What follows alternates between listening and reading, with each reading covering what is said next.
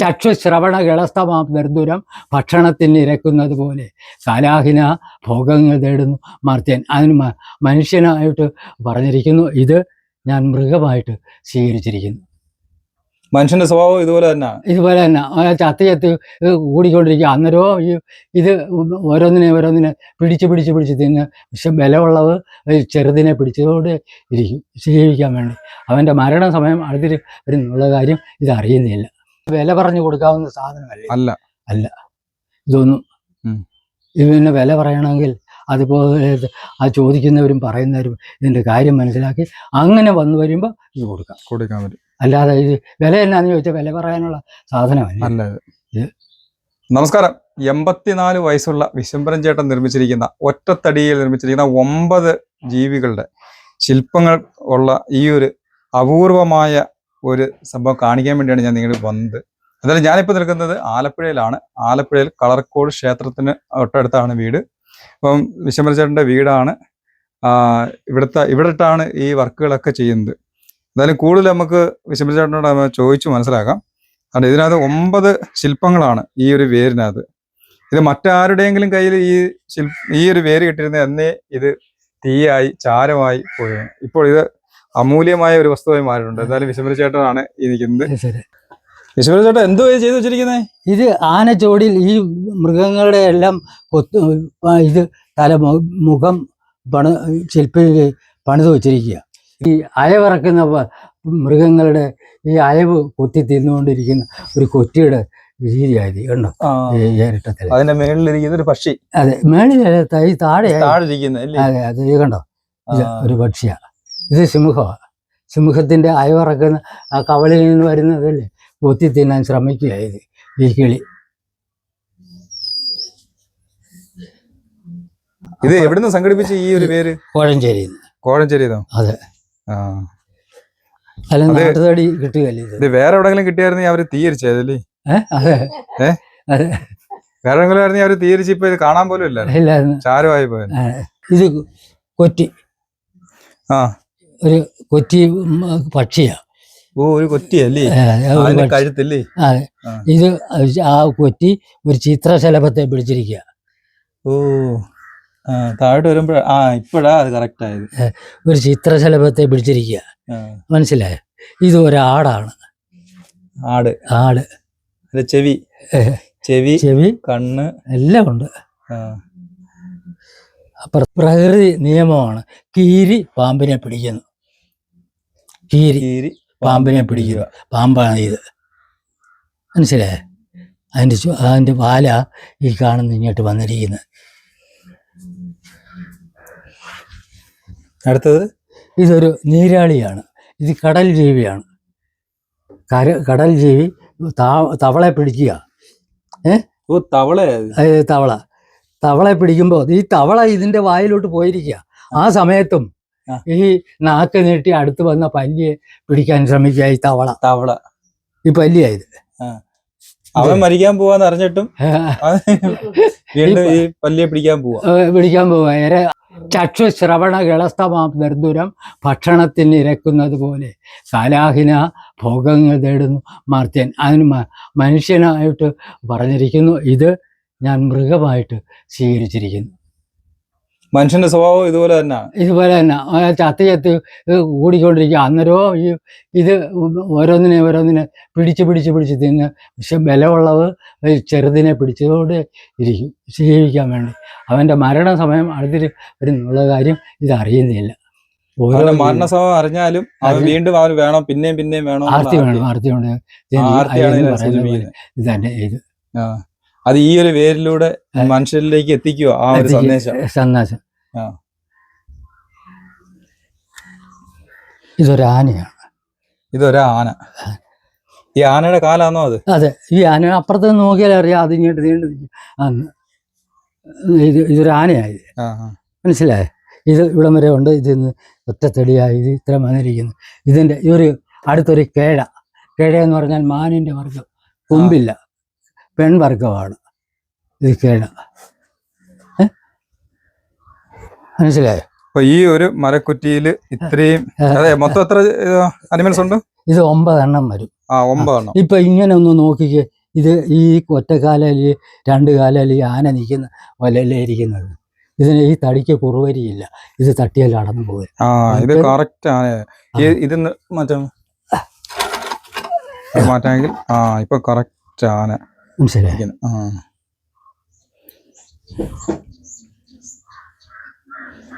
അതൊക്കെ പോട്ടെ. ഇത് എത്ര വർഷമായി ഇത് ഇങ്ങനെ ഈ കുറ്റി പണി തുടങ്ങി? 10 വർഷമായി. 10 വർഷമായി. 10 വർഷമായി ഈ കുറ്റി കിട്ടിയിട്ട്. അതെ, കൊത്തി ഇങ്ങനെ തോന്നുമ്പോഴേ ഞാൻ ചെയ്യുള്ളൂ. അത് എപ്പോഴും ഒന്നും ചെയ്യാൻ പറ്റത്തില്ല. മനസ്സും ശരീരവും കൂടെ ഒന്നിച്ച് വരുമ്പോഴല്ലേ ഇത് ചെയ്യാൻ നോക്കുള്ളൂ. അപ്പോൾ മനസ്സും ശരീരവും കൂടെ ഒന്നിച്ച് വരുന്ന സമയത്ത് ഞാൻ എന്തെങ്കിലും ഒരു ശകലം ചെയ്തെന്നിരിക്കും. അന്നേരം ചിലപ്പോൾ ആഹാരം കഴിക്കാൻ പോലും പറ്റത്തില്ല. ആഹാരം കഴിക്കാൻ പോലും അന്നേരം സമയം കിട്ടത്തില്ല. പോവുകയില്ല, അവിടെ ഇരിക്കും. ആഹാരമില്ല, പണി അങ്ങനെ ഒരു അവസ്ഥ വരുമ്പോൾ ആഹാരം കഴിക്കാൻ പോലും പറ്റത്തില്ല. അതിന് പോലും മനസ്സ് വരികയില്ല. അത് ചെയ്തുകൊണ്ടേയിരിക്കും. ഇത് തപ്പി നോക്കിയോ, ഇത് കണ്ടോ, ഈ തേക്ക് ഇത് കീഴോട്ട് വന്നിരിക്കുന്ന കാല ഈ തടിക്ക് കുറുവരിയില്ല. ഇങ്ങനെ തേക്ക് കിട്ടിയില്ല. മറ്റേ ഈ കാലിന് ഈ കുറുവരിയാണെങ്കിൽ തട്ടിയാൽ എന്തെങ്കിലും മുട്ടിയാൽ അടന്നു പോകും.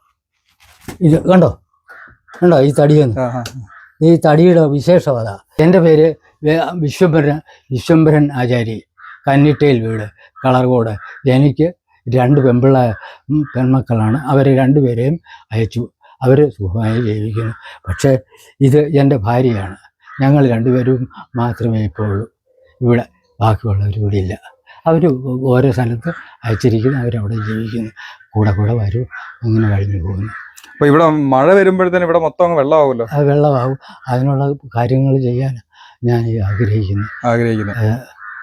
അപ്പോൾ ഈ ചെറുപ്പകാലം മുതലേ ഈ ആശാരിപ്പണി? അതെ. എൻ്റെ 17 വയസ്സ് മുതൽ ആശാരിപ്പണി. ഈ മെഡിക്കൽ കോളേജിലും എൻ്റെ കയ്യോ എന്തുണ്ട്. ഇത് ഹംസം. അതെ, ഒറ്റത്തടിയാ. വിശ്വകർമ്മ ദേവന്റെ വാഹനമായിട്ട് അംഗീകരിക്കുന്നു. നീരും പാലും കൂടെ മിശ്രിതമാക്കി നമ്മൾ അങ്ങോട്ട് ഒരു പാത്രത്തിൽ വെച്ചു കൊടുത്താൽ, നമ്മൾ എത്ര വെള്ളം ചേർത്തോ ആ വെള്ളം, ആ ക്ഷീരവും പാലും, ക്ഷീരം ഒഴിച്ച വെള്ളം ആ പാത്രത്തിൽ കാണും. ഇത് ആ ക്ഷീരം മാത്രം ഇതിന് കുടിക്കും. കുടിക്കും. വേറെ വെള്ളം മിച്ചം വെക്കും. അത് അങ്ങനെ ശരീരഘടനയായി ഇതിനുള്ളത് എന്ന് പറയുന്ന പോലെയാണ് വിശ്വകർമ്മദേവന്റെ ഈ വാഹനമാകുന്ന ഇതിനെ തിരിച്ചറിയാനുള്ള ബോധം ശാരീരികമായി ഉണ്ടെന്ന് ധരിപ്പിക്കുന്ന ഈ വാഹനം. ഇതിന് കുടിക്കാൻ വേണ്ടി ക്ഷീരവും പാലുമായിട്ട് ഒരു പാത്രത്തിൽ ഒഴിച്ചങ്ങോട്ട് വയ്ക്കുക. വെച്ച് കഴിഞ്ഞാൽ നാം എത്ര കണ്ട് ക്ഷീരം ഒഴിച്ചോ അത് മാത്രം ഇത് കുത്തി കുടിക്കും. ബാക്കി വെള്ളം ചേർത്തത് ആ പാത്രത്തിൽ മിച്ചം കിടക്കും. അത് ഇതിന്റെ ശരീരഘടന അതാണ്. മനസ്സിലായി? അതുപോലെ തന്നെ ഇത് വലമ്പരി ശംഖ. ഇത് ഈ അമ്പലങ്ങളിലൊക്കെ പ്രഭാതത്തിൽ ഈ ശംഖുനാദം വിളിക്കുക എന്ന് പറഞ്ഞത് അതിനർത്ഥമുണ്ട്. അത് നീ ഉണരുന്നത്, നിന്റെ മനസ്സും ശരീരവും ഉണരുന്നതിൽ നീ ധർമ്മബോധം ഉള്ളവനായി തീരുക എന്ന് ബോധിപ്പിക്കുകയാണ് ഈ ശംഖുനാദം കൊണ്ട് ഉദ്ദേശിക്കുന്നത്. ശംഖ് വെളുപ്പ് നിറത്തിൻ്റെ ചിഹ്നമാണ്. വെളുപ്പ് നിറം ധർമ്മത്തിൻ്റെ ചിഹ്നമാണ്. ധർമ്മം മനുഷ്യജീവികൾക്ക് ഏറ്റവും അത്യന്ത അവിധമാണ്. ഒറ്റത്തടിയാ. അതൊക്കെ ഇതാ പഠിക്കണമെന്ന് പറയാം. ഇത് ഒറ്റത്തടിയായി ഇങ്ങനെ ഒറ്റക്കടി ആയിട്ടിരിക്കുന്ന.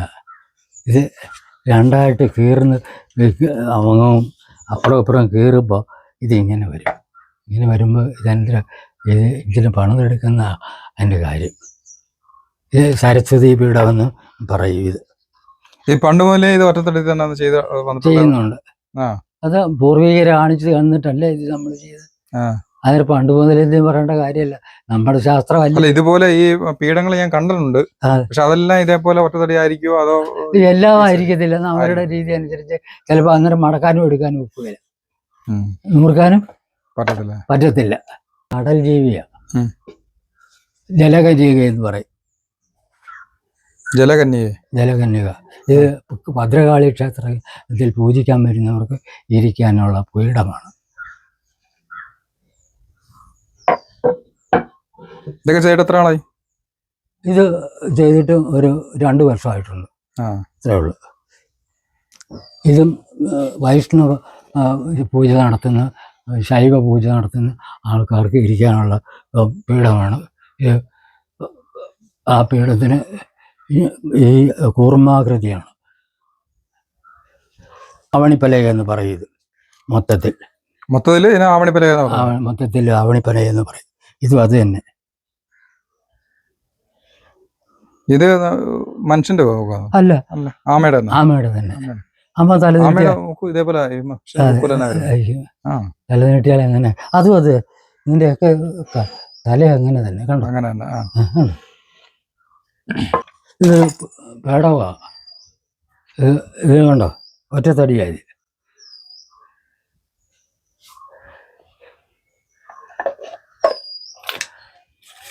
ഈ സാധനം എന്തിനാ ഉപയോഗിക്കുന്നത്? ഇത് ആഭരണങ്ങളോ ഒക്കെ വെക്കാൻ ഉപയോഗിക്കാം. ഇതാണ് ആമാടപ്പെട്ടി. ആമാടപ്പെട്ടിയാണോ? അതെ അതെ അതെ. ഇതും പുസ്തകപ്പെട്ടി എന്ന് പറയും. ഇതും അങ്ങനെ ഉള്ള കാര്യങ്ങളാണ്. ഇത് ഒറ്റത്തടിയാണോ? അത് ഒറ്റത്തടിയാ. പിന്നെ ഇതിന്റെ ഈ കാണുന്നതിന് അകത്ത് പുള്ളമുറിയാ. ഇത് അടച്ചിരിക്കുന്നത്. ഇതിനടുത്ത് തുറക്കാം. അതും തുറക്കാൻ പറ്റും. അതും തുറക്കാം. ഉണ്ടോ? അതെങ്ങനെ തുറക്കും? അത് അകത്തുനിന്ന് തെങ്ങനെ പിടിക്കുക. ഇച്ചിരി മുറുക്കിയാ വെച്ചിരിക്കുന്നത്. അല്ല, അടച്ചു. കണ്ടോ? തുറന്നോ? കണ്ടോ? ഇതുപോലെ തന്നെ ഇതും തുറക്കാം. പറ്റും. കണ്ട കണ്ടോ? ഇത് സാധാരണ ആണിയൊന്നുമില്ല. അതിനുമില്ല. ആണിയില്ല. ഇല്ലില്ല. ആണിയില്ല. ഒന്നുമില്ല. ആണിയില്ലാതെ പീഠം ഉണ്ടാക്കിയിരിക്കുകയാണ്. ലോക്ക് സിസ്റ്റം ആണോ? അതെ, ഫുള്ള് ലോക്കാ. ഇത് നീ അഴിക്കണമെങ്കിൽ കീറിയെടുക്കുക. അല്ലാതെ എടുക്കാൻ പറ്റത്തില്ല. പൊട്ടിപ്പുണ്ടോ? പൊട്ടിപ്പൂവില്ല.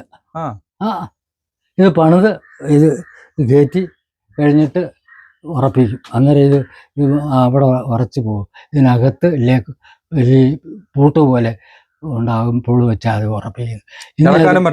ഇറക്കാനും പറ്റില്ല. ഇത് കീറിയെടുക്കുക എന്ന് മാത്രമേ പറ്റുള്ളൂ. അപ്പൊ എന്തായാലും ഇതുപോലുള്ള വർക്കുകളൊക്കെ വേണമെന്നുണ്ടെങ്കിൽ വിശ്വംഭര ചേട്ടനെ കോൺടാക്ട് ചെയ്യുക. നമ്പർ ഞാൻ ഇതിനകത്ത് കൊടുക്കുന്നുണ്ട്. വിളിക്കുന്നുണ്ട്, വരുന്നില്ല. വരുന്നില്ല, അത്രേ ഉള്ളൂ. എന്തായാലും ഇനിയും വരും, ആൾക്കാർ വരും, അന്വേഷിച്ച് വരും. അല്ല, ഈ തടി ഇങ്ങനൊക്കെ വല്ലയിടത്തും കിട്ടാനുണ്ടെങ്കിൽ എന്നെ ഏൽപ്പിച്ചാൽ ഞാൻ വന്ന് എടുത്തുകൊള്ളാം. അതിൻ്റെതാകുന്ന രീതി ചെയ്തുകൊള്ളാം. എനിക്ക് ഇനിയും ഇത് ചെയ്തു തീർക്കണം.